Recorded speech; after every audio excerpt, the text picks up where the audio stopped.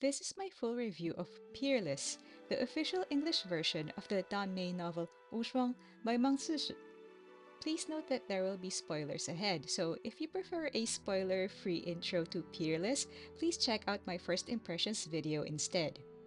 Also, since I've read Peerless both in English and traditional Chinese, my opinions in this review might be stronger than usual. You have been warned.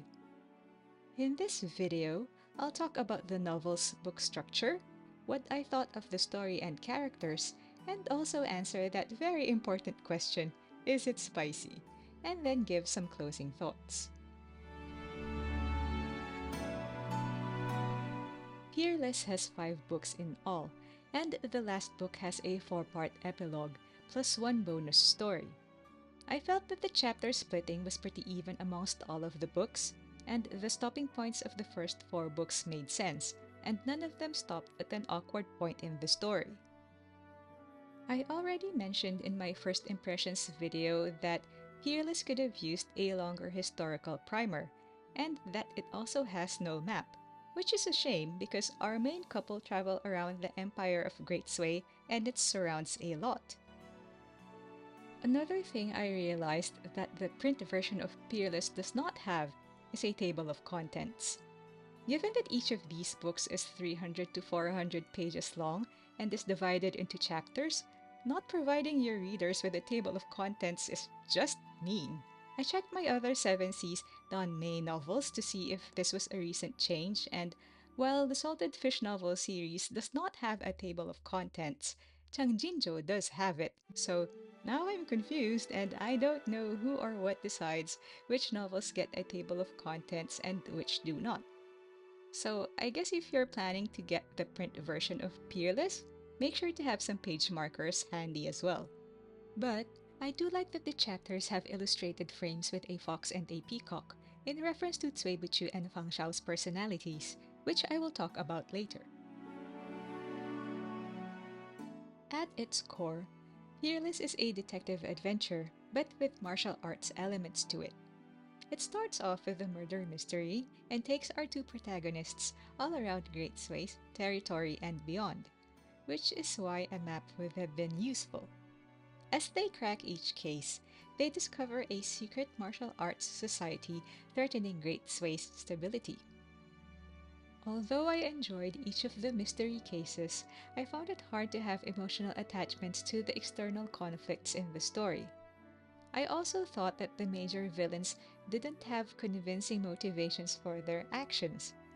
For example, Xiao Lu, who is the mastermind of the 13 Floors, is revealed to be from southern Chen, which is a rival kingdom to Great Sui. He also lived a life with major disadvantages, just like Cui Buchu, one of our heroes. But that wasn't enough for me to form strong emotions for or against him, and he's supposed to be the main villain. Speaking of Cui Buchu, my favorite story arc was the one about the Cui clan. It revealed so much about his character, and the arc's resolution was clean, though a little open-ended. Some points in the story felt like good ideas that stopped abruptly. For example, Feng Xiao's Shimei never makes an appearance, and I expected her to because it's mentioned that he joined the Zhejiang Bureau in order to save her. Also, new characters kept getting introduced quite late in the story, even in Book 5, which is when I expected the story to already be resolving itself, so that's why the story's conclusion felt a little messy. Now, if this isn't sounding like a shining review of Peerless, that's because I haven't talked about the characters yet. The first character I want to talk about is Cui Buchu. He has a very sad backstory, and I was emotionally invested in his character early on. He left a drama-filled home at a young age, he's physically frail, and there's always someone trying to kill him. And yet, by a combination of sheer determination, blind luck, and his own brilliant mind, he's become a government official under the direct command of the Empress.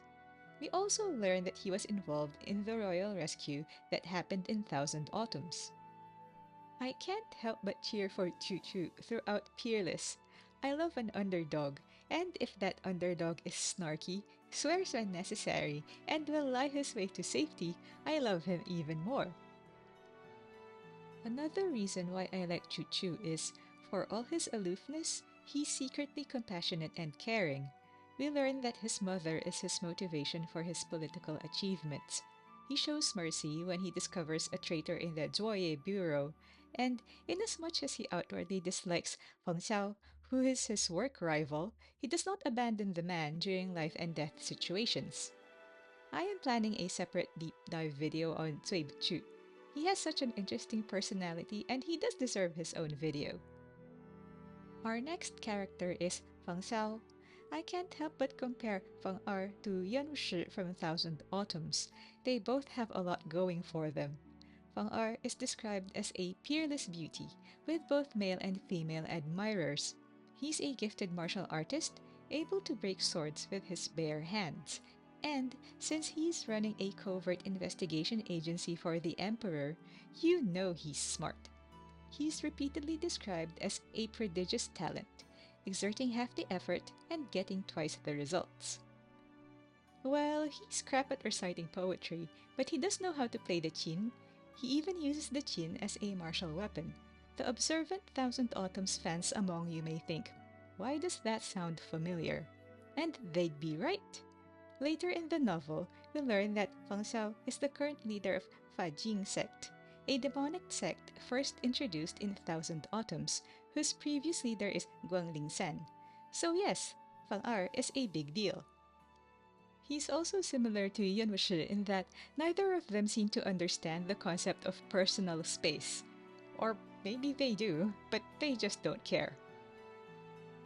So, is Feng Er just Lao Yan in a different font?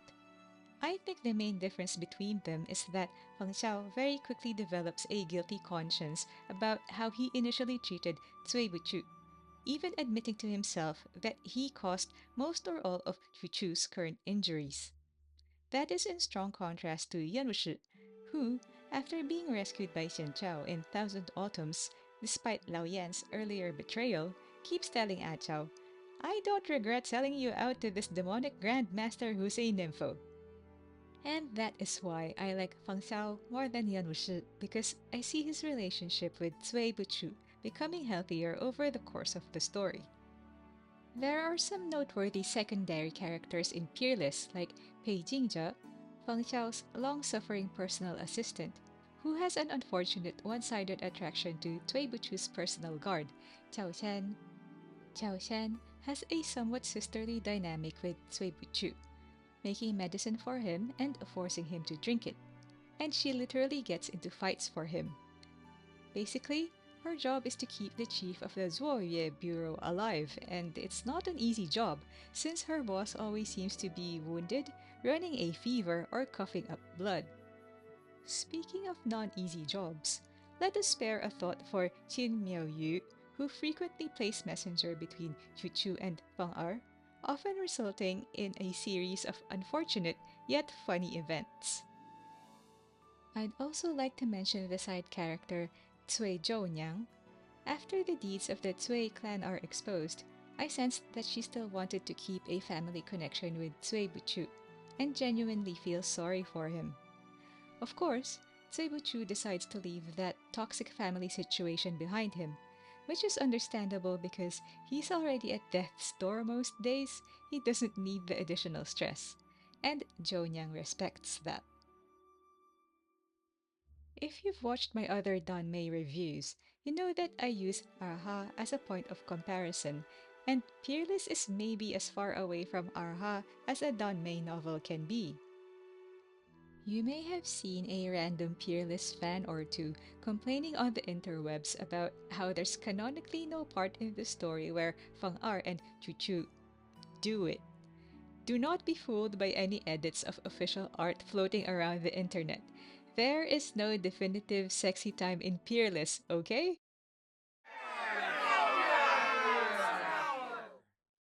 But what this novel lacks in the spice department, it more than makes up for in funny moments and genuinely affectionate scenes between our two protagonists.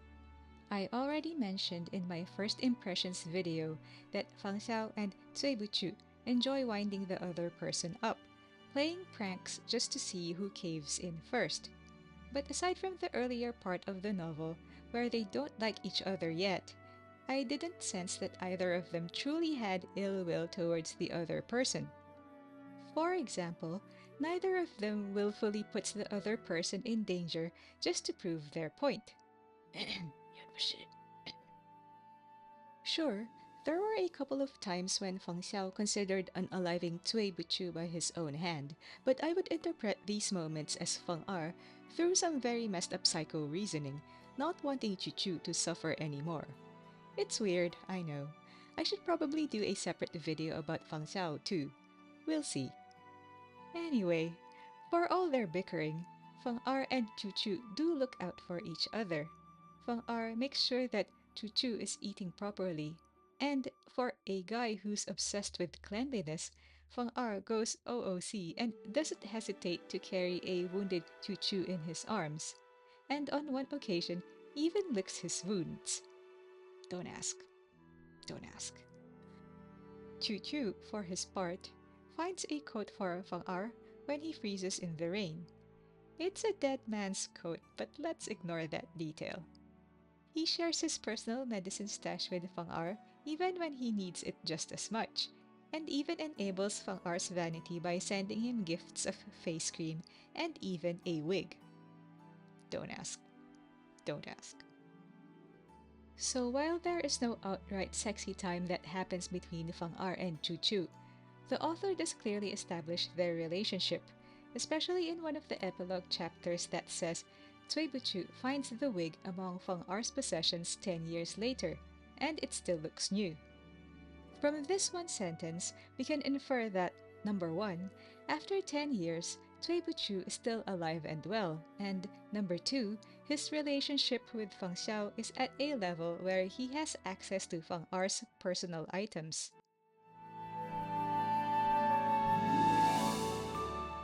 Peerless is, at its core, a plotting against the government type of detective mystery, with martial arts action.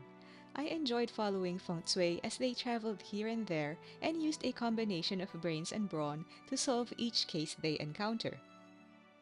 Although I think that the motivations of the major villains weren't super solid, and the story's ending was a little convoluted and rushed, for me, this novel's strength lies in its memorable characters. Characterization is something that I think author Mang Sushi excels at.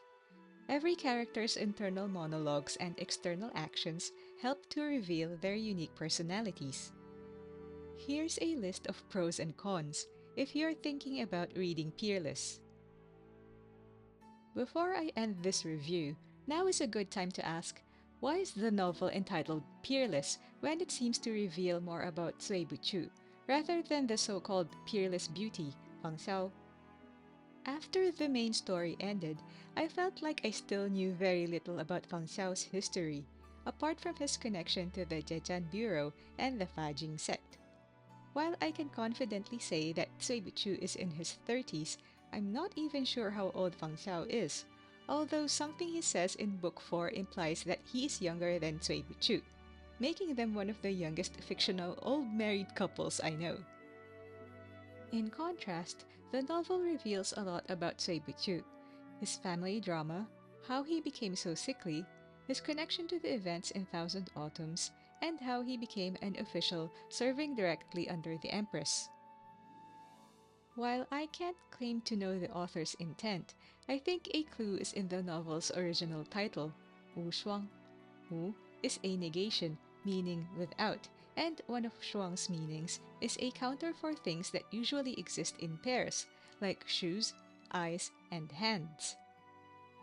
So, Wushuang could refer to Cui Buchu's solitary nature, and how he struggles to reach his achievements through his own efforts. He is a brilliant mind in a broken body, unable to truly trust anyone around him. I think the title is also an ironic reference to Fang Xiao. He is admired by many people for his peerless looks, his martial arts, and his detective skills. Even Cui Buchu admits several times that he likes Fang Xiao's face. Practically everyone who knows him is trying to get his attention, one way or the other. And yet, he in turn admires Cui Buchu greatly, understanding that Cui Buchu's successes did not happen easily. Fang Xiao is able to see the struggles that Cui Buchu endures just to survive and stay one step ahead of his enemies, and Fang Xiao grows to value Cui Buchu's strength of will to, against all odds, defy his fate and live a meaningful life. In his eyes, it is Cui Buchu who is truly one of a kind, that is, peerless. In Book 5, Fang Xiao declares openly to Prince Yang Jun, I want my beloved to live a good long life. And we see in the epilogue that Fang Xiao has followed through with his promise to be with Cui Buchu for a lifetime, rushing to ease Cui Buchu's pain whenever his old illness flares up. Thus we are assured that this dynamic duo both live to see another day, to solve cases together, bicker over everything and nothing, or do whatever else they want to do. And what more could you ask of a Don May novel, really?